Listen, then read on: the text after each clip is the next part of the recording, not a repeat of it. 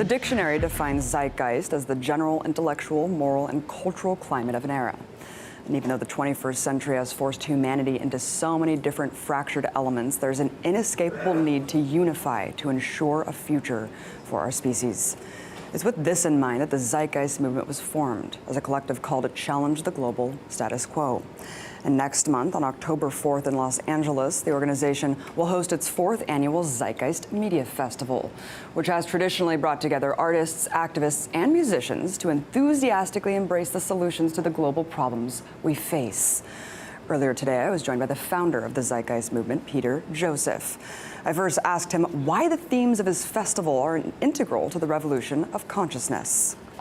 Activism has been the cornerstone of development, social development, experimentation, technological development. All of these things have interweaved. All the great scientists of the past that have made massive contributions have also been free thinkers and great artists, from Arthur C. Clarke, who had basically invented satellite communication, who was also, as you may well know, one of the greatest nonfiction writers and quite prolific in his view of the future world, to Albert Einstein, who played the violin, and Nikola Tesla. There's a deep-seated experimentation in art, needless to say, as you well know, and that bridges open-mindedness, that bridges creative thought, experimentation, courage, of course, which is something that's long lost in our world when it comes to being willing to risk your identity, risk your reputation to do something different, experiment. So the Zeitgeist Media Festival is in a lot of ways is a parallel to our intellectual day, ZDAY as it's called, or Zeitgeist Day, which occurs in March of each year, which is a very intellectual day, highly organized as far as trying to present solutions to global problems. Very heavy, often depressing, as you might add, as you might understand, considering the state of the world. And so we try to balance it in the fall of each year with the Zeitgeist Media Festival. It's an inspirational type of event, and I encourage anyone out there to come out if you're in Southern California. I'm really sad I'm missing it this year because it really was such an amazing event. When I was there, it was incredible. I encourage everyone to definitely check it out if you're in the area. And let's talk about the Zeitgeist Movement as a whole, Peter. You famously created those 3 mind-blowing viral documentaries breaking through some of the most dominating myths that keep humanity stunted, which spawn an international organization pushing for an alternative future.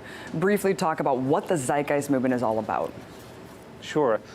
The Zeitgeist Movement is a global sustainability advocacy organization. And what that means is we deal with 3 primary issues: public health, ecological sustainability, and social stability. And clearly all of those intertwine in a systems context. And I'll just jump to the end realization. If we alter our basic socioeconomic system, the underpinning of everything that we do, we can call it market economics, we can call it capitalism, we can even go deeper to address the actual foundation of what those words and what the system actually organized out of. If we take that and we modify it a certain way, we can resolve all of the major problems we have in the world today, from poverty to the propensity towards conflict, to the growing and developing mental illness, to the huge lapse of public health, to these enormous flaws. We don't need to live this way anymore if we're simply obtaining the type of efficiency in industrial practice that we're now capable of doing through technological development. And that's the big realization. And if anyone wants to learn more about that, they can read the book that's been written that's free online called The Zeitgeist Movement Defined. Or they can go, of course, to the Zeitgeist Movement's website, thezeitgeistmovement.com, and see hours and hours and hours of lectures and general media on this subject. But I would add one more thing, is that all of the problems we see in the world today are not going to be resolved within the framework of the current socioeconomic model. It's a very bold statement, but that unfortunately is the conclusion that's drawn by the movement with an immense amount of supporting evidence. And until we start to address this core source, base, root problem, we have a lot of running in circles to do, unfortunately. Right, you've said that activist groups fighting for their respective causes, working within the framework of that system is failing. Right. It's basically because they're merely patching the problem. It's mostly fruitless, unfortunately. I mean, explain the difference between categorical and systems thinking and how people can take effective direct action. That's a great polarized qualification: categorical thinking versus systems thinking. I'll jump deep just for a moment. You know, we evolved with a 5-sense perception, and we are very tangible. We want to palpably understand and perceive, but it's also very limited. We think categorically. We identify things by objects and words and subjects. And we tend to organize our sense of causality categorically in a very narrow, or I would say truncated frame of reference. And this has permeated just about every major social facet, from the way we think about the legal structure to the way we think about economics, of course.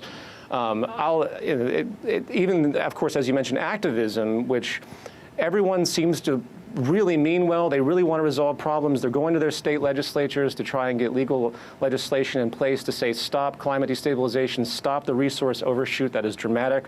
It's been estimated we need 27 more Earths by 2050 to meet demand of the 9.5 billion people coming. And I'm sure you're very aware of all the other social and ecological issues that pertain to this. And these resolutions are trying to use a system that in the interpretation of the movement, in which the system's awareness is actually flawed in and of itself as well, is actually completely vulnerable to the wrong propensities, which is essentially the nature of the market system and its influence to stop this type of interest in efficiency, preservation, and sustainability. Efficiency, preservation, and sustainability are the enemies of the current socioeconomic system.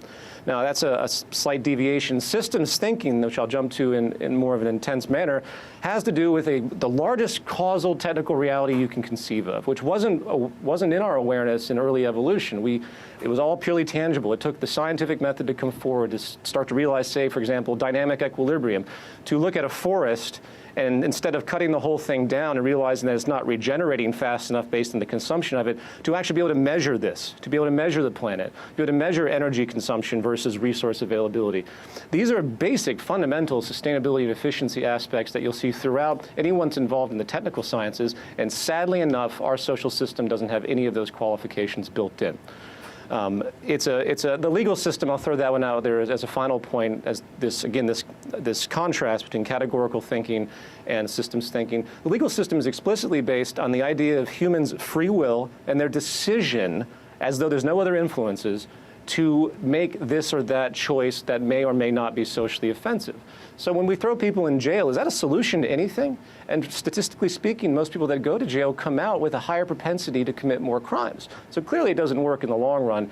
And it's obviously not addressing the system consequence. And anyone that you talk to in the basic public health sciences will tell you that the leading cause of crime and violence is deprivation. What's the leading cause of deprivation? Social imbalance, inequity. So if you want to stop a lot of these huge negative tendencies and violence and aberrant behavior, the best solution at this point is to reduce dramatically class inequality and give people what they need and limit deprivation. So there's a good example. Incredibly enough, I found the most amazing statistic that exemplifies exactly what you're saying. Right now, Peter, there are 356,000 Americans with severe mental illnesses in prison.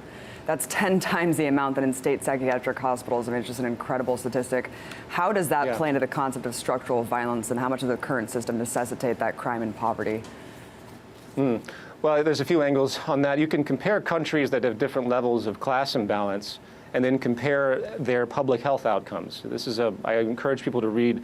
There's hundreds and hundreds of studies on this issue. There's one book called The Spirit Level by Richard Wilkinson and Kate Pickett that I encourage people to research, which comprises the majority of this research. And what they find is that there's a massive increase in mental illness. There's a massive increase, or I should say decrease, in education levels, a massive increase in violence, and the vast majority of negative public health attributes increase in societies that have massive wealth imbalances.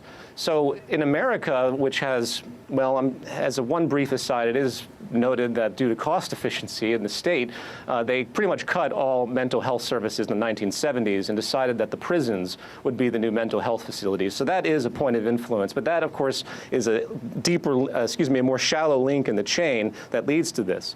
Clearly, all of the imbalance and shame and inequality, which has a deep emotional impact, generates all of these factors. Statistically proven, it's not conjecture. So anyone that questions that should go out and look into this.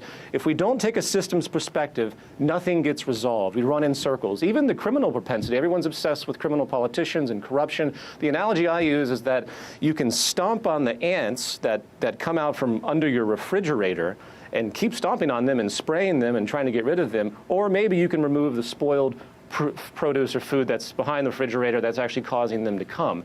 And that's what this society doesn't do. It doesn't resolve any of its problems. And to add one more punchline to that, it's not profitable to resolve any problems in this society. Peace and sustainability and efficiency, these are things that, if achieved, create a nice equilibrium where little action is required. And that is, again, the antithesis of what our economic system demands, especially at this stage, given the unemployment. It needs problems in order to keep persisting with GDP, employment, growth, et cetera. I just don't understand why people can't see the link between that structural violence and the millions of deaths, hunger, poverty, inequality. I will add one more thing, since I don't want to pass this up. It's a very dramatic statistic. And in one of the more seminal works in structural violence in 1976, public health authors figured out that back then there were 18 million deaths that were caused a year. And I suspect it's much higher now, 18 million deaths a year. And that's, 34 years later, that's about 700 million deaths that have been caused unnecessarily. That outpaces the deaths of every dictator, every war in the 20th century. This is, I mean, we talk about terrorism when people are freaking out right now over ISIS. And, as you know very well, the statistics of any American or any in the West dying of terrorism is about as nominal as you can get. I mean, we're not focusing on the car death epidemic. That's a true public health issue. We're not focusing on people that simply die of mere allergies and trying to help them to avoid these types of things or get them into some type of medical condition where it doesn't happen. I mean, the spectrum, the relativism and the distortion of this relativism is truly mind-numbing. If anything, when people walk away with this interview, is to really stop to think about what you see in the media as important, and then ask yourself statistically, what is really important to public health? What is really important to reducing human suffering? And what you see in the media is just a big dog and pony show for ulterior motives. So I'll stop it there. Yeah, no, I mean, it is amazing. I mean, the fear-mongering, the 9/11 fear-mongering still today. And I mean, it's basic. It's very obvious that the military-industrial complex just needs this manufactured enemy continued. First, it's Al-Qaeda, then it's ISIS. What's next? It's always going to be something, Peter. Let's talk about how capitalism, of course, is unsustainable, predatory. And you say it's a contradiction into itself, but you also say it's not the source of the problem. It's merely a symptom. Elaborate on why. You usually get labeled really rapidly when you start to criticize capitalism, given the decades of propaganda and the kind of educational bias you have in traditional educational circles, high schools in America and the West. And it's assumed that if you're not for capitalism, which they block out as a particular socioeconomic ideology, again, in this truncated framing, they don't look at the system reality of how it emerged. They assume you're either a Marxist or a communist. These things are instantly go into people's minds. The first thing to point out is that it's completely narrow to even decide that type of fact, because capitalism is a symptom of a larger, deeper problem that has happened in our socioeconomic understanding, which goes back, in my view, at least in a formalized sense, to a man named Thomas Malthus, who was hired by the British East India Company to do the first global survey of resources. And basically, Malthus said that humans multiply exponentially while resources are acquired or regenerate geometrically. So in this ethic, he said there are always going to be more people than there are resources. They're always going to be poor, and there are always going to be people that are basically going to have to die for the benefit of the rest of the world. You couple that in with about a century and a half later, when Darwin comes around, writes a very profound book about basic evolution. It was quickly bastardized by the more militant interests in society. It said, oh, this proves everything that we thought all along. Social Darwinism, survival of the fittest. We live in a Malthusian society. We now have social Darwinism that says only the strong survive. Boom, you have the entire basic ethic of war instilled right into the model. And you have the entire basic ethic of capitalism instilled right into the value system of the social architecture that says there's not enough to go around, therefore some will have to compete. Well, everyone will have to compete, and some are going to lose tremendously, and some are going to win tremendously, and it's all natural. Let's just let it happen. And that's clearly the state today with the 100 billionaires. The 100 billionaires right now that can resolve global extreme poverty 4 times over, and the 3,000 other billionaires that have now emerged. And we're going to see that number increase through time, with 43% up to 46% based on some estimates of the wealth of the world owned by 1%. This is considered a virtue in the deep core ethic and which is also deeply and atrociously offensive and wrong. Now, the final thing I'll add is this contradiction that's happened throughout the evolution of capitalism itself. Capitalism defends itself as being a scarcity-focused system, right? It says, well, but there's scarcity. We have to, again, it comes to this Malthusian premise that there's not enough to go around. Even some people distort this to say there's infinite wants, that human beings, given their own free interest, would want everything, which is another completely ludicrous social projection. So it defends scarcity as its reasoning, but then what does it do? It goes out and it promotes infinite consumption, because consumption is what drives the entire thing. Consumption is what keeps the money moving between all the major actors. If you have less consumption, it's like the gas pedal on a car. If you have less consumption, you have more unemployment, you have reduced growth. So it's completely schizophrenic. Do you see my point? Yes. It's insane. That's amazing. You just broke it down pretty well, Peter. But of course, the common protest to that is that human nature is competitive. I keep hearing this over and over again, and I wanted to address that. Sure. Human nature is competitive when it needs to be. Human nature is many things. Our neuroplasticity is unbelievable. If there's anything that neurological science has shown us in the past 50 years is that our ability to adapt and change is absolutely incredible. And to quote Stanford neuroscientist and anthropologist Robert Sapolsky, our nature, in part, is not being particularly restricted by our nature. And this is profound. And what I think what happens in this system is people think it's human nature because it's all they see. And there's what I call a primal provocation. If you have this Malthusian, socially Darwinistic basis of the society, and you're born into it, it's constantly pinging that element of your nature that is aggressive, that does look out for itself, that drives self-interest and this tribalistic need to disregard the well-being of others.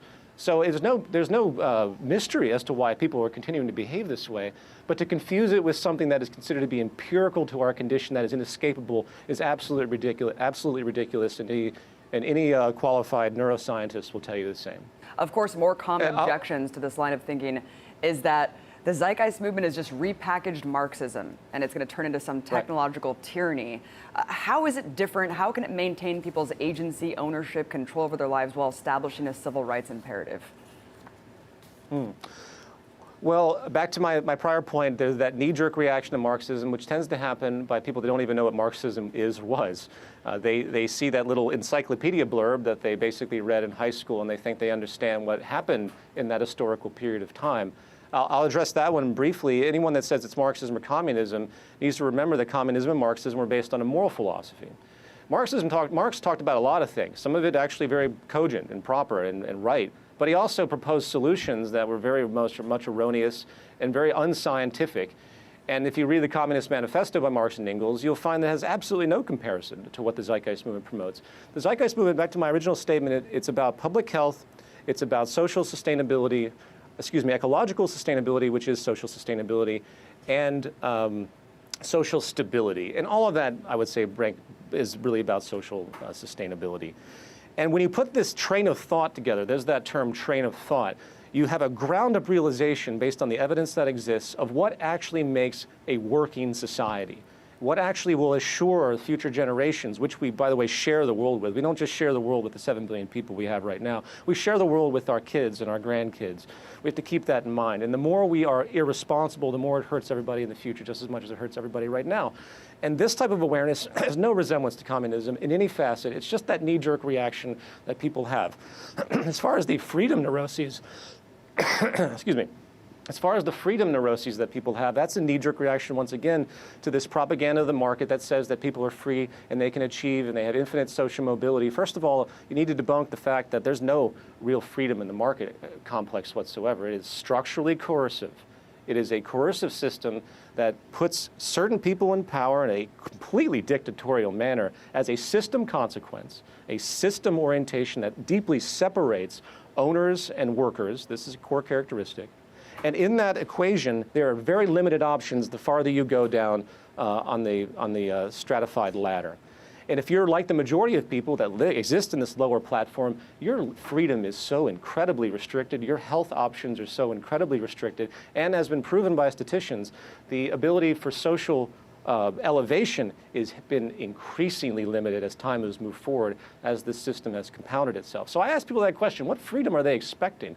See, it's really a loss of creativity. They only know what they perceive and what they feel, and they've been brainwashed to think that walking into a store and choosing between 40 different types of cereal is freedom, while they have two political parties that pretty much ignore everything the public says to begin with. This isn't freedom, and I think when people research the movement, they're going to understand what true freedom actually means, and that's the freedom not to be held down to a slave job, which is what it is at this point in time. The vast majority of occupations in this world are not necessary and counterproductive to human health.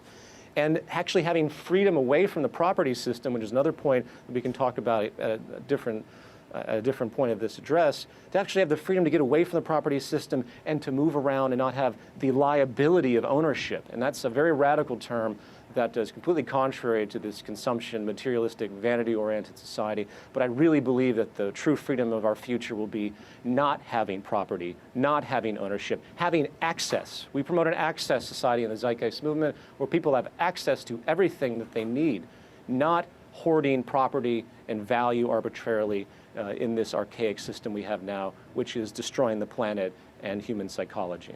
And let's talk about mechanization. You mentioned how technology is destroying the market system as well. How? Because it seems to me like technological innovation is constantly creating new markets. That seems to be what's happening. The defense, the Luddite fantasy defense, is that we displace labor in proportion to creating new jobs. This is absolutely absurd. In 1929, they actually wanted to put a halt during the Great Depression.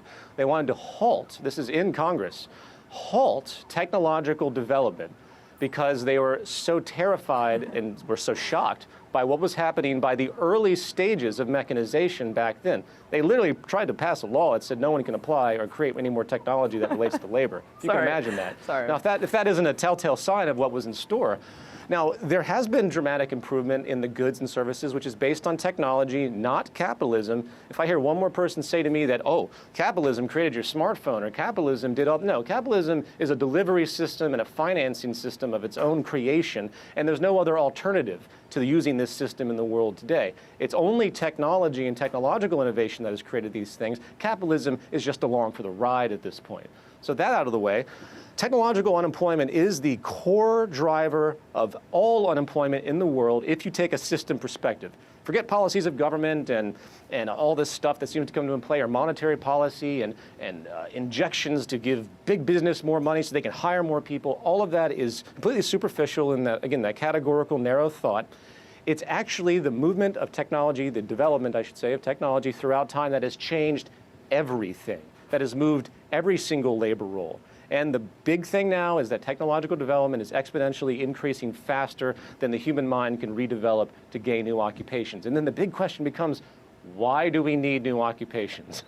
Why can't we reach a point, which we already really have, where we have such an incredible range of activity within what we've developed, and progress itself becomes actually enduring what we've already generated in living life, as opposed to this neurotic need for so-called progress, which I could talk about the neuroses of that word at great length as well. Punchline being is that this exponential increase in technology will create more cost efficiency for corporations. It will become cheaper to automate over time, and they will, one way or another, because of the basic ethic of profit-seeking corporations, displace human labor over and over again. What does that do? That removes purchasing power from the society, and that entire cyclical system was going to slow down on its own accord. It's called the contradiction of capitalism. It's one of the strongest, and it's going to happen, and you're going to see a lot of loss of growth over the course of time, inevitably because of these conflicting incentive structures. Right. So I hope that makes sense. Right, and what's so, I guess the biggest tragedy of all is that America is one of the most overworked countries. People are just working so hard to try to achieve this unattainable American goal, where people put money as the highest attribute of worth. I mean, the most important attribute here. What's the first step in the shift of this warped value system, Peter? How can we start this? I think it already is happening, but I mean, I just... Yeah, I would going back to that point about what it means to be successful in this basic social value orientation we have. that's been distorted by advertising, that we value each other based on our perceived success because of materialism.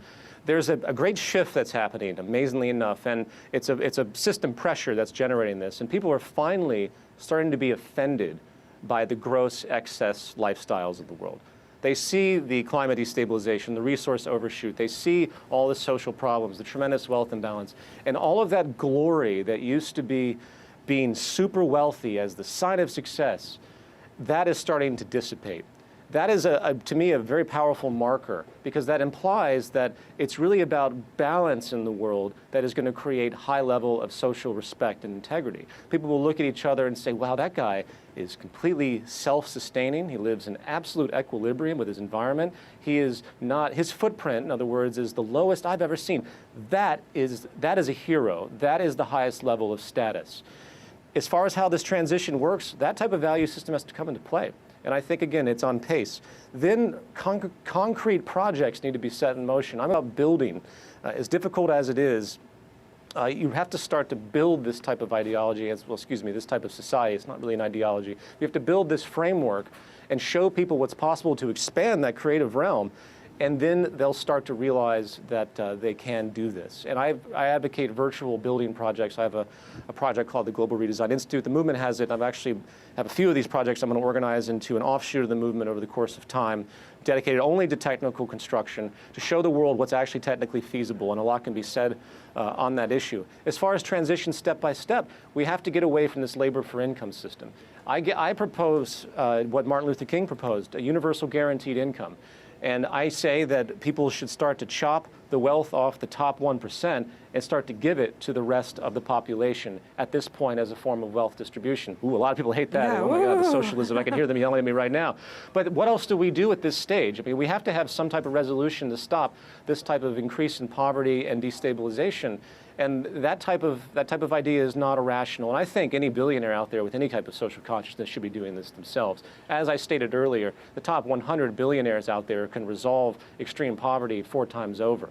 I mean, that's incredible. And there's numerous other statistics that show how much more capable they could be if this type of resource monetary allocation was done to the general population.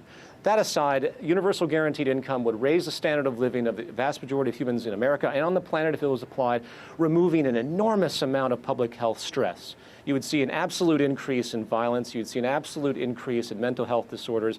You would see an absolute increase in just about everything that relates to general public health concerns if we did that. Then, as another step, and I can go on and on, so you stop me when you want me to, you start to create technical applications in local cities for food production. Localized food production through automated means, not financial means. We're not financing corporations. You take the city government and you get them to build high-tech food creation systems through aquaponics and aeroponics. It's in the book. That's the Zeitgeist Movement Defined. I outline this specifically because of the power of this. Traditional agriculture is over, and it's a massive detriment given how much water it requires. 70% of the world's water, I mean, we have a water shortage in California. 70% of the world's water is going towards traditional industrial agriculture, and only about a tenth of that would be required if we were to do this through advanced means that are out there right now. So you make food free. You give it away through technical means again, not subsidization. And then you begin this transition where you go step by step to making things free through technical reorientation. Eventually you're going to hit a halfway mark where you've offset all the labor displacement, all the income displacement because of unemployment by these free mechanisms and, of course, universal guaranteed income. And if you follow that train of thought, which I'm going to stop here, you can do a step-by-step process. Now, will corporate and the state government, which of course is a corporate institution, will they facilitate or want that? Of course not. And that's where the massive necessity for global activism towards this type of technical resolution is required. And that's why I recommend people look into the Zeitgeist Movement. It's not an easy question. I wish I had a complete plan, but there are too many factors that come into play. But we have to do something because everyone's lives are at stake.